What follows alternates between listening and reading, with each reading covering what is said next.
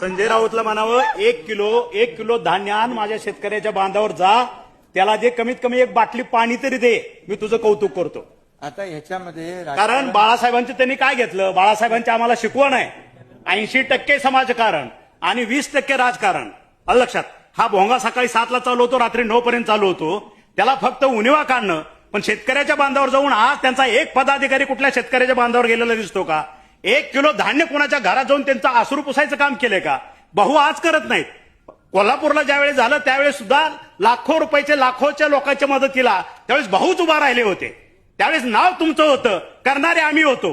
आज आम्ही स्वतः ह्या ठिकाणी बांधावरती जाऊन जीव धोक्यात घालून शेतकऱ्याच्या बांधावरती आम्ही जातोय, कारण आम्ही शेतकऱ्याची पोर आहोत. वा साहेब, मानलं पाहिजे तुम्हाला, तुमच्या सत्ताधारीला, तुमच्या सत्ताधारी पक्षाला.